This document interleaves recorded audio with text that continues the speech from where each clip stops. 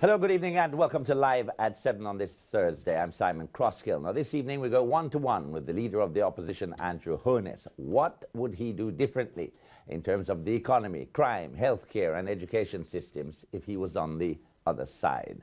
Not the other party, the other side of Parliament. I will have those questions for him, and hopefully he'll answer many more.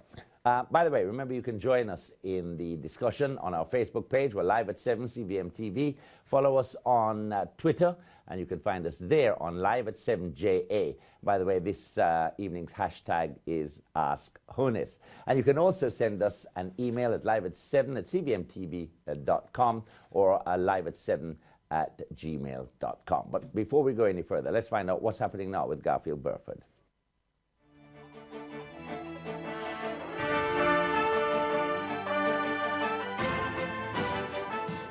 All right, thanks very much, Simon. So there were heated exchanges in the Clarendon Parish Council today after councillors on both sides clashed over the construction of shops at the Spalding Market and their illegal rental to vendors. Now, the vendors were paying thousands of dollars, $5,000 per month, in fact, to a person inside the constituency office of Northwest Clarendon MP Richard Azan. Now, today, the chairman of the council and mayor of Maypen, Sean Barneswell, moved a resolution for the council to compensate the contractor who made the shops, and that the contractor in turn pay over all rental fees to the council by Monday of next week. Now, the motion was passed, but it is still a lightning rod of controversy.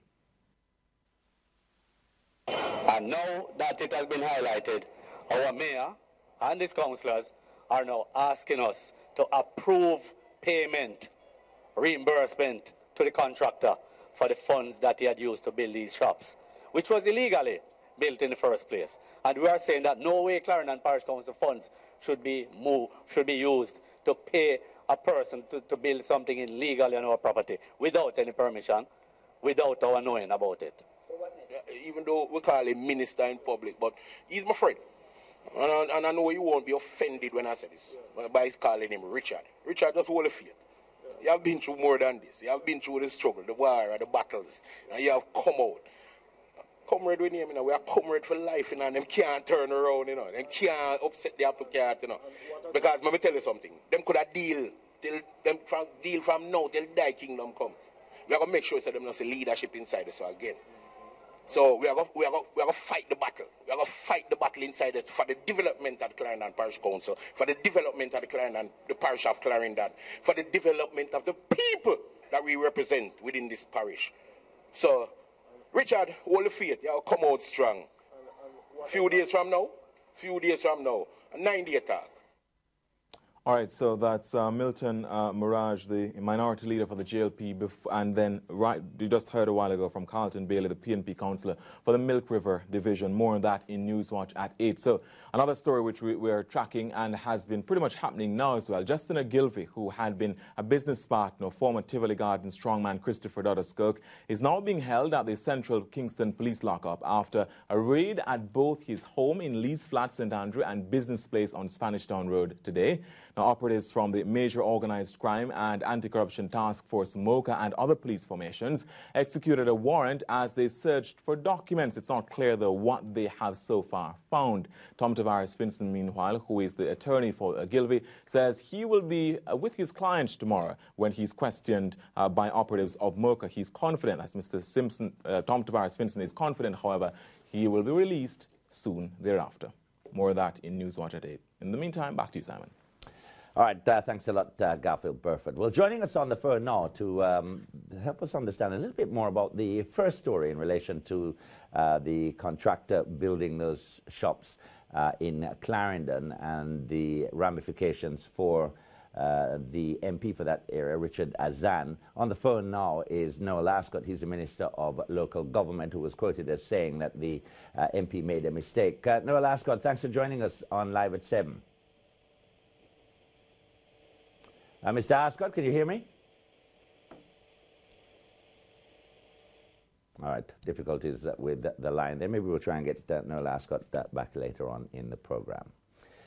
Now then, Andrew Holness has been getting a fair amount of flack over the past few days, some questioning his effectiveness as the leader of the opposition, arguing that he's too conservative. Others have said the opposition is not putting forward enough credible alternative policies to that of the Portia Simpson Miller-led administration. Is the current JLP opposition effectively positioning itself as a government in waiting? Well, our special guest on Live at 7 this evening is indeed Andrew Holness, the leader of the opposition. Welcome to Live at 7. Thanks for having me. We meet again. And I give you congratulations again on your program. I understand it is creating some waves. We are getting some traction there, and probably even more so after tonight. What do you say to that claim that has even caught the attention of the Observer cartoonist, Clovis, who depicted you as fast asleep while Jamaica not exactly burning, but falling apart? Listen, first of all, we have to examine the context that we live in our society. It's a free society. People are entitled to their opinion.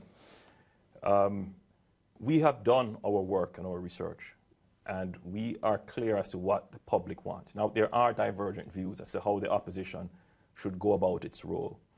So there is a quiet majority of persons who want to see a studied opposition, an opposition that is not going to create a nightmare. But there are those who are wedded to the traditional politics, and there's nothing wrong with that. So the opposition has to transition sometimes. Sometimes we have to be studied in our responses, and sometimes we have to be aggressive. We can't be everything to everyone, though we have to be. We have to develop that capacity. So I disagree with the view. I believe it is carried by a minority with an agenda. I think by what you have heard from other snapshot polls and other persons, it is clear that the opposition has been responsible. We have given the government space to operate, and there is scarcely an issue that the opposition is not present on or leading. I'm a new leader. It will take some time for people to become accustomed to my style. My style is not comparable to the others that have gone before. Is your style one of not opposing for opposing's sake? Precisely. It's a studied style.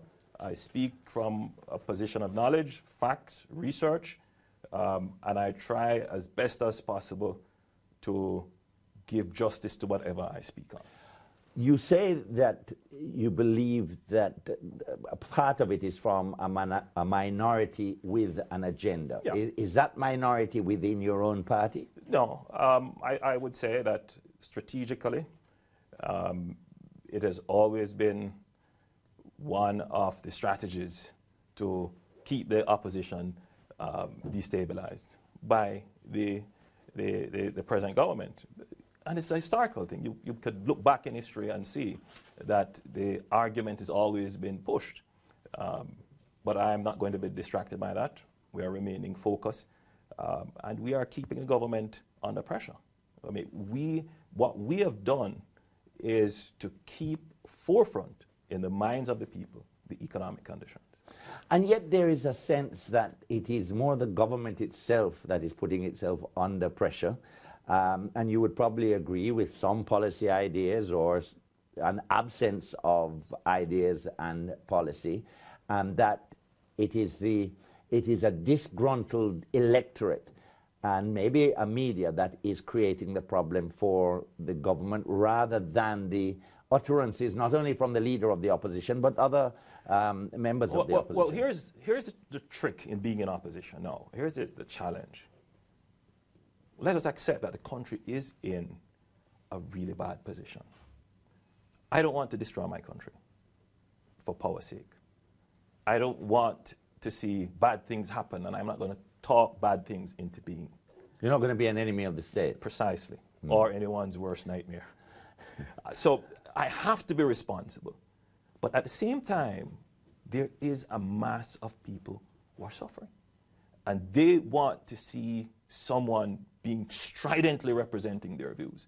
Now, you have to strike a balance because in stridently representing views, you could very well talk down the market and then they suffer more. So we are being responsible. As to whether or not the public accepts that and appreciate that, time will tell. But there will come a time if the government does not get its act together, we will have to be more strident, because it is then do or die. Where we are now is that we have given room for, in other words, we don't want to spark any social upheaval.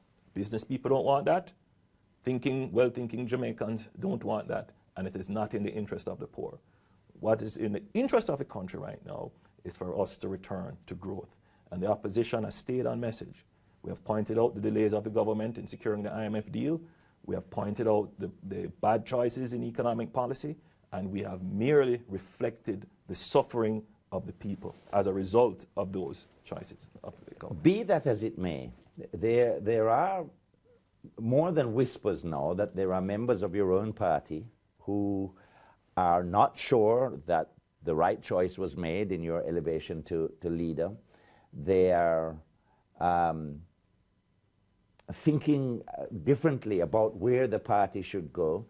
Have you come across that sense in the party? And if you have, what do you do, not to crush it, but to bring people back to your point of view? I find it it's an appealing subject. Obviously, it makes the news. It's the history, the context of the historical context of the JLP lends itself to it being newsworthy, and we accept that. But you know, the truth of the matter is, Simon, the truth of the matter is that you will always have ambitious people in any political party. That you have to just deal with that. In the Jamaica Labour Party, it's no different from any other political party, except we might be a little bit more public with what we do. But as of now, right now, I can say confidently that there is no such thing, that we are focused on keeping our eyes on the economy. We are focused on the issue of growth. We are also very worried about what is happening with energy. That's another big issue that we have not seen much being done. Crime is starting to get out of control again. And those are the things right now that we are focused on. All right. I just have one more comment on the possibility of internal dissatisfaction. It is also said, and this is coming from people who are within your party who have spoken, but will not do so publicly. Okay, which makes my point, that you will always have people talking. But they're not doing it publicly yet. Possibly. That the argument is that also the business class is a little dissatisfied and therefore may not exactly be in your corner. And that is obviously a crucial part of any leader of a party's role is to ensure that I'm glad you use the word. Come. I'm glad you use the word class. And what I've tried to do is to not get trapped into the class politics. What is important now is people politics. So I'm not going to pander or cater to any class. I'm for the people. I look towards middle Jamaica, the mass of people who are reasonable thinking and want to see the best for their country.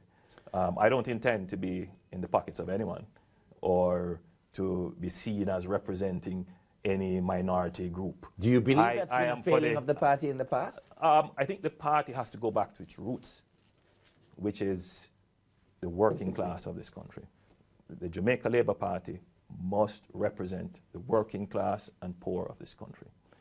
It must also be the party, which has always been historically, to bridge this divide between people who own capital and resources and business and people who have labor as their main asset. But and put that together in a working formula for Jamaica. And that has been a problem. By the way, because that has been a problem, but that is the philosophy of the Jamaica Labour Party. Is that the current philosophy? That is the current philosophy of the Jamaica Labour Party. All right. But we have to do some more work in explaining that to people and for people to appreciate and understand that. You had a review of why the party did not retain power in the last election, and you refused to make that review. Again, that's I must correct you. It's not correct. We have completed a draft of a review. We completed that early last month, and we're finalizing to publish this month. The only challenge we have is that we may be publishing during the budget debates, and we would really want to have good media attention on it. So we may push it down a little bit, maybe early May, but we'll be ready for April. All right. Yeah. If And it will be, listen, it's a public document. It's very interesting. The Republican Party did a review of their own loss as well. And it was not complimentary, but it was necessary to start the process of reform. We need to... Which is why we thought we would have seen it already. But be that as it may, if you say the current philosophy of the party is to bridge that gap between that, for want of a better phrase, that business class and the working class, what went wrong in the communication of that philosophy the last time round? Because I think it is felt that you spoke, not you alone, but the party spoke above the heads of ordinary Jamaicans, and in almost a time-honored fashion spoke to economic climates and spoke to issues that seem to relate to the business class of Jamaica. Yeah, and this is why I say that I have to change the face of the party. I can't appear to be only exclusively catering to the needs of the business class. That's clearly not a good formula for winning.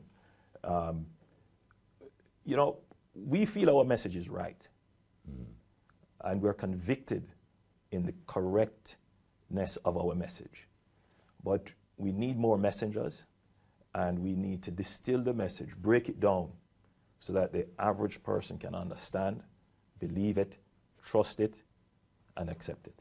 That is going to take time. It's not going to happen overnight. And the message is not so much what I say, the message is also what I do.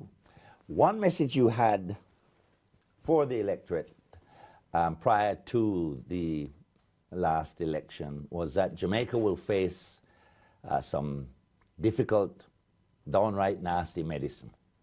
And you again did not say what that medicine would be. That's not quite true. I listened to you several times waiting to hear what that medicine was, and we all felt that yes, there was going to be medicine coming. In my inauguration speech, I said what we had to do. I mentioned some things that had to be done.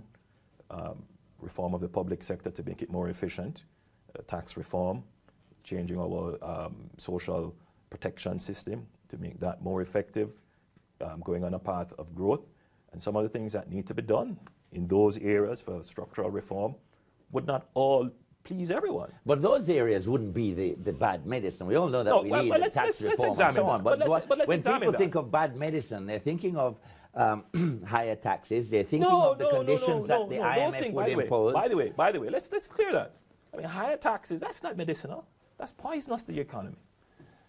That's poisonous to your economy. Yes. But let's look at some of the things that we need to do in our economy. But your party, your government did poison the people. We did have higher taxes. We did have taxes that had to be rescinded. There were 3 or 4 budgets from Audley Shaw. But you've made a point. Right. So that we have. But we backed off. But you'll call it poison now in opposition, but you'll call it harsh medicine when you have to impose those taxes. No, I think we have government, to. I think we have to just backtrack a little bit. During the recession, we had to impose some taxes. Now, your tax system can be used to incentivize production. Okay? So you can put taxes in some areas where you want to divert economic and business attention. Come on, Mr. Holness. Go ahead. Shaw put taxes on tampons.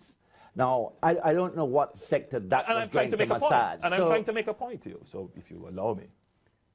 But Shaw also reduced taxes on stamp duties and the transfer tax. Now you get my point? So there's some things that you do, and that's tax reform. You don't increase the entire tax rate right across the board. You have to strategically go. And at some point in time, you may have to take away those taxes because you want to stimulate. And we were strategically doing that. We brought down import taxes on motor vehicles and other such things that would be useful in the productive sector. We brought down the transfer tax, which gave a spur to the real estate sector, construction. So, when the discussion comes in the media, it sometimes is just blurred and people just say anything, but it's not clearly researched. It's not clearly articulated. So yes, of course, every government will increase taxes, but it is a clinical way in which you go about it. So if you're increasing taxes in one area, you must recognize that there is an overall taxable limit, and there is another area that you must bring down to spark, to send hope to people that, yes, here is an area in which I could go. All right, welcome back to Live at 7. The opposition leader, Andrew Holness, is on the spot this evening. But a few nights ago, the JLP leader addressed supporters in Portland. Some of his comments, however, left a few people upset. That's what happens when politicians comment, after all. This is one comment which resulted in something of a storm on social media. And a lot of us got tricked. And I see them drawing cartoon. But people have promised to me worst nightmares. And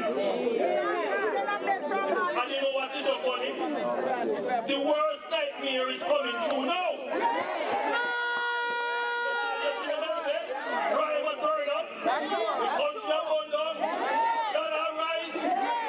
Everything are going up. Worst nightmare coming true. And then you have some people, critical people, who turn around now and look at me and the opposition who been telling you for a long time.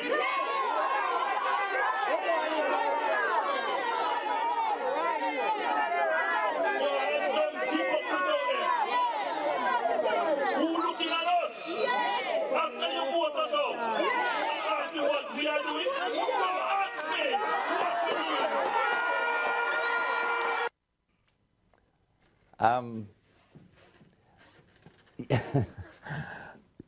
It has created a little bit of a storm. Well, in that you have almost chided the electorate for not voting for you, and you're saying, well, don't look at me for any answers now. Wait until I start campaigning. That's one interpretation, but it's not what was meant to be said. See, any statement you make can be twisted and turned, right? Specifically, the people who make opinions, the opinion leaders and opinion makers, as I've said before, a minority, have tried to place the opposition as the government. So everything is going wrong with the government. And then they turn around and ask the opposition.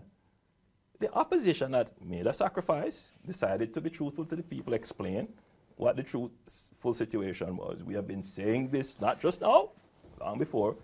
And then as if to say, well, it's not the government's fault, it's the opposition's fault. It's not hypocritical. So don't blame the opposition for what is happening now. There's a famous sticker that says, don't blame me, I voted. I believe it was during the Reagan election. Yeah. And then there's applicably here, don't blame us. Don't look at the opposition. We are doing what is necessary. What I'm doing there on the television, you just saw, is going to the public, going to the base, organizing the base, getting them to understand what we have to do. And whilst that is just the only thing carried, there were other things said, and we're preparing. So the opposition is preparing. I think you're being slightly disingenuous when you say that the electorate rejected you because you were willing to take harsh measures. You did have a little matter with... I didn't say that, though, but... No, but even here your tonight... interpretation, yes. Even tonight, you are saying that we put forward... the hard measures that had to be taken, and you rejected us. I'm not saying the electorate. Notice what I've said. Those persons who lead opinions. All right. Yeah, and I've said that earlier, that there is a minority of persons who, for whatever reason, want to distract from the real problems, and then they cast the blame on the opposition. I'm saying, listen, I'm putting that out there. Do not blame the opposition for what is happening. No, right, that's fair enough. This government has been in for more than a year. That's fair enough. We have given them space. We haven't done anything to disrupt their programs. We haven't talked down the markets. It's unfair now to turn around and say, what is the opposition? That's fair. You can't. That's fair. And that's what I've said there. All right. It is being hypocritical for those people who lead public opinion to try again and mislead the people of the country to turn the argument on the opposition. Right. Don't blame us. Don't try to turn the argument. Right, that's fine. I don't know who those people are, but well, it's obvious. Be that as it may, you see them in the papers every day. They have copious notes to be writing in the papers.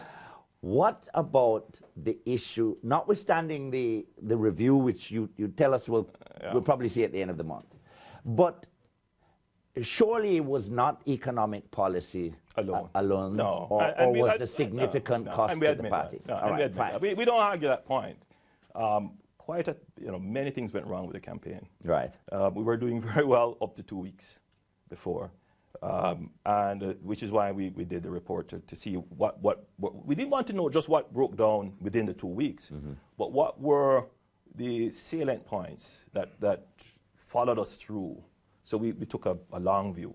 So it's not the kind of 2-page report. It actually starts from the history of the Jamaica Labour Party. What went wrong in our philosophy? What in our philosophy we didn't bring to the public? Those kinds of deep fundamental questions. All right. Now, the questions are not predicated on blaming you for what's going on now.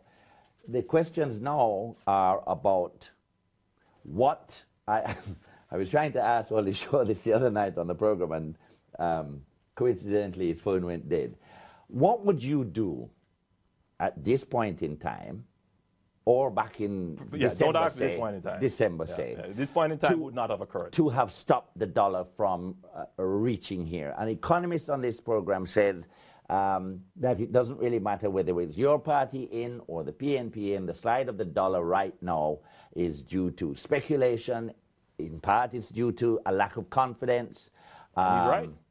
He's right. All right. So what would you do? All right. Since we know that's the issue, what would you do to stop it? But what I'm saying to you is that the rise in the lack of confidence would not have occurred. I point something out to you.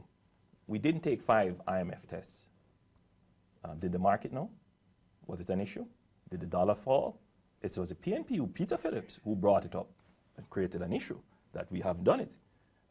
You would have noted that we were cognizant of this. We had to pay the teachers. We had to pay the police. It was a big issue. We were brought to court. We were trying desperately to get the unions to the point where they would have agreed to a wage freeze. I mean, all of those things we did a JDX. So even though we didn't do the tests, we were still doing everything that close to the end of the deal, we would have met the prior actions and we would have been in a position to start our repayments by now of the money that we borrowed, and possibly, depending on how our growth trajectory went, could have gone on to another deal. Now, the PNP made an issue of this and made it even more difficult for themselves, because what is going to happen now is that they have some tests coming. I still want to know what you would have done in December. And this is what I'm saying. So come December, the first thing we would have done, well, not December, January, was tax reform.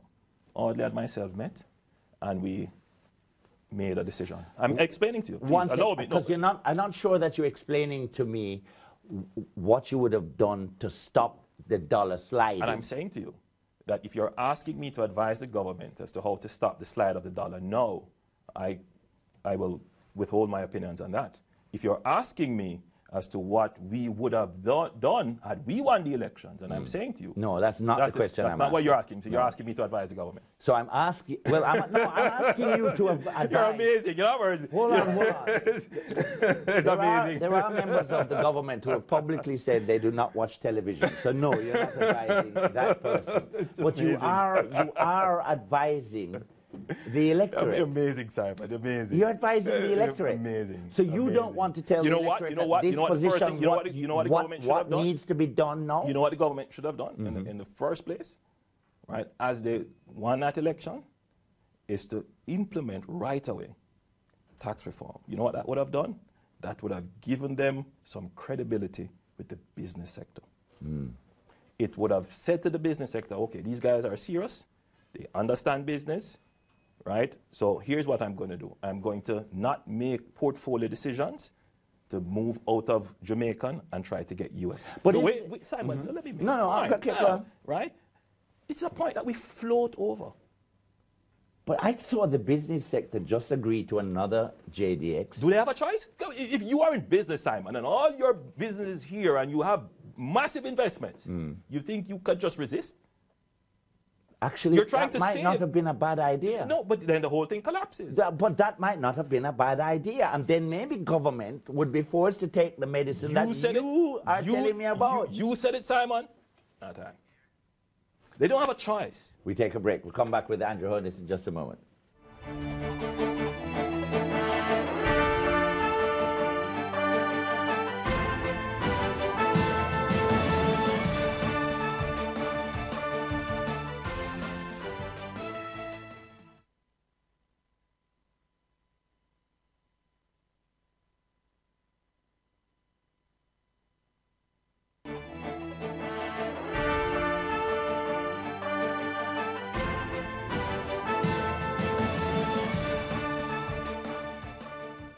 Welcome back to Live at 7. We're still with the opposition leader, Andrew Holness, who I think certainly seems more vibrant tonight than some of his critics may have suggested in recent times. I told you about the minority with an agenda, trying to, whatever they want. We don't pay attention to that. Okay. We're focused on the economy. Well, let's see if you will pay attention to this, because we go to the streets every day, and we went to the streets asking, has the JLP been an effective opposition? I think both parties are the same thing. None is a better opposition than none. I think we need a change, and any party away from JLP and PNP will make a difference. Them do not give the other government a chance. You see, them do not serve no time. People can see what them can do to the country. People do not have no confidence in them no more. No, to me, the all of them is the same thing. That's why I don't vote. No better herring, no better barrel. Pure politics and politics, you see me? Sad state of affairs, really.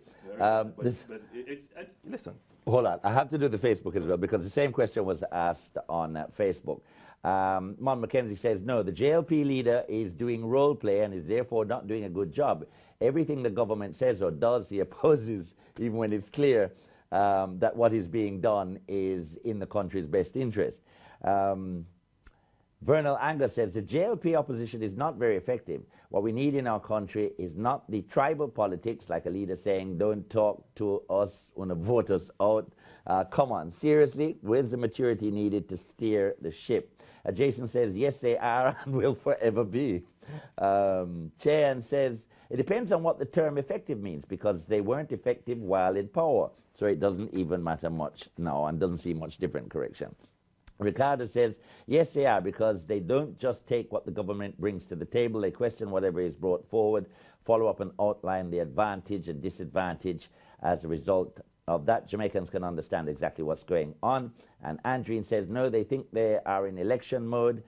And as usual, they are not united. Internal fighting will be the death of the JLP. Give us solutions, not lip service. They give a solution, no? Yeah, well, let's talk about that. But it's obvious, right, that there is a great deal of frustration with politicians and politics. But you can't do it without politics. And even if you get a new party, it's politics again. And people don't just overnight change their views. I'm a new leader, so it will take, the leaders that I stand against have been there for 30 years. What can you change about the system? Because a young politician said on this program that his party's direction and his allegiance to the party and the overall system has almost engulfed him already. Yeah. And he said to me, well, what can I do? I can't go against my party. How does that dynamic ever change? The dynamic can change. It can change. I didn't have enough time to push through some of the changes. But let's take, for example, our stance against garrisons. I'm against garrisons. I'm not against the people who live in garrison constituencies. I'm not against the society of garrisons constituencies. I'm not against that. What I'm against is the concept that there is an exclusive area in a free society. All right? I'm against that. And would want to change that in our politics. Do you have an idea of how you would change that? Because you do, like the other side, you do control large garrisons, not physically you, but you have party allegiance in garrisons. One of the things that we have leadership, leadership has a certain power with it. And if by virtue of the credibility of the leaders decide that we're not going to do this anymore, you could start to see significant change. Isn't there an element of that in your own constituency? There is an element, but not, in other words, what I have done is for the areas that I can get access to. That is a really important thing. That I have said to them, listen, I don't want you to lock anybody out. Don't, beat up anybody or anything like that. Let's just keep it open. Everybody can come and go. You can vote what you want. And that's what I've said. The opposing candidate in my constituency comes into all the areas. He has no problems with access. But I tried to go into some areas, and they mobilized to lock me out. Now, and I'm saying that's antiquated politics. That's antiquated politics. But I think if the leaders are determined to do it, and this is one thing I think leadership can on its own solve. Mm-hmm. Aren't you practicing a little bit of antiquated politics by refusing to go with me in a direction as to what you would do that would effectively, and I'm not saying overnight change our situation, but would effectively handle some of these things? And I'm saying to you, Simon, that if the government were to today, even though they should have done it long ago. You didn't either, yeah? Simon, the government reversed the stimulus program that we put in place. All the taxes that were reduced, this government increased them. Okay? Now, I'm saying to you, we got 2% growth coming out of a recession. This government is not going to record any growth because they have contracted the economy. I'm saying to you that if this government were to have said, we're going to use the NHD money and place it in the construction industry to build houses as a stimulus, that is something that we would have supported. Build houses for whom? Simon, the housing demand, the effective demand for housing is over 100,000 units. For whom? For the poor people who live in all the inner cities of the country. I'm saying to you that construction is the quickest way, and not the type of construction that imports labor from abroad and all the expertise from abroad, and it is locked into a road. That would have suggested you, with the help of the NHD, would have had an intensive building program in that 4 years. I'm saying to you, Simon, that for me, Andrew Holness, one of the things that I was committed to doing was to build schools for this country. I think that if we were able to properly educate the poor, the mindset of thinking would change, and you would see an elevated expectation of the government. And I think one of the travesty of modern Jamaica is the education system that produces two types. And what I'm saying is, to have a fair and equitable society, we need to improve the education system. I had put in place the National Education Trust, which was supposed to be the bedding of a public-private partnership structure to build schools. When I became Prime Minister, that was one of the programs that I wanted to implement right away. I believe that every Jamaican child should be able to go to a school of their choice that would give them equal opportunity and access to all the resources of Jamaica. That would correct, I use the term intergenerational poverty. Some people say that's too complex. But it would ensure that if you came from a poor family, that you had an opportunity to improve yourself. And that is the definition of progress. Sounds when like a you good do better socialist than program. Listen, I don't shrink from that label. I'm not a socialist in the traditional sense, but I'm a social activist. I believe that government must take on programs to correct intergenerational endowment imbalances. What that means is that if there are sectors of your society that are poor, don't believe that if you pay attention to the business class, that the benefits from the business class... You don't believe in trickle-down economy? I reject trickle-down. I believe that government must be proactive, which is why I'm a staunch supporter of free health care and free tuition, right? And I'm also a very staunch supporter of a well-defined welfare system. I don't want to use the word welfare system because, it connotates all kind of things, but clearly a well-defined social safety net. I'm a staunch believer in that because that is the only way you're going to truly address the issues of the poor. It's well enough to say, boy, I check for you, and I love you, and I hug you up. Well enough. But you've been doing that for 50 years. Politicians have told you that for 50 years. And generations have come and remain the same way.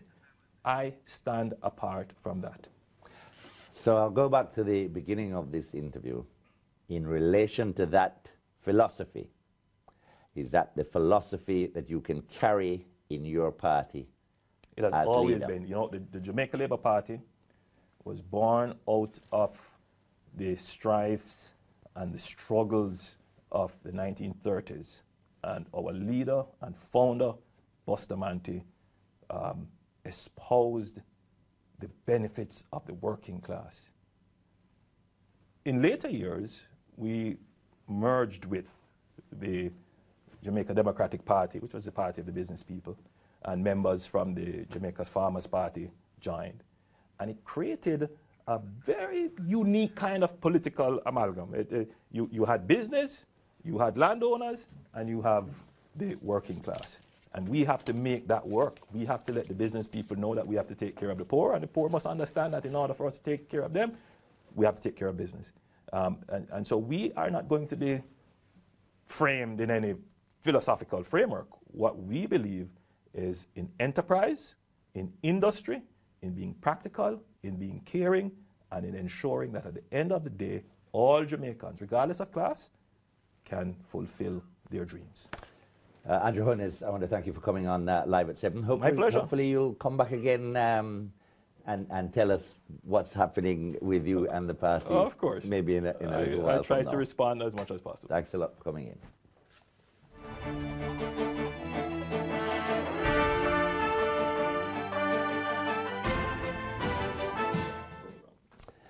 Now then, towards the end of last month, Jamaica, no, that's not what we're talking about now. All right, we did. Jamaica's Dave Cameron became the new president of the West Indies Cricket Board. Now, 3 weeks into the job, he must be wondering what he's let himself in for.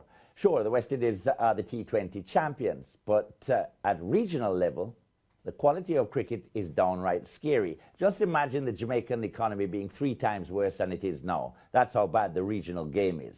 Consider this, Jamaica has won the 4-day title 5 times in a row, and the players are currently top of the pile this season, and yet not one Jamaican has scored a century this year. They have not posted a total of 300 in any match so far. Just today, Barbados beat Trinidad and Tobago by 10 wickets inside 2 days. And other teams in the tournament haven't fared much better. So, what future then for the West Indies if players in the region can't get their act together? And is it symptomatic of the way we approach everything these days? It's hard to fathom the approach of cricketers when there's so much money to be made from the sport these days. There are lucrative tournaments all over the world, and West Indians could be hot commodities. But it certainly appears from performances in recent times that the players can't be bothered to put in the work needed to improve their skills. Maybe they need help, and maybe the new president can put programs in place that will improve the quality of players making it to the national level, which of course would have a positive impact on the West Indies team. We live in hope. That's it for Live at 7 tonight. Thanks to Andrew Holness for being with us. Thanks to the hard-working crew. Newswatch is next, but make sure you join me tomorrow, Live at 7.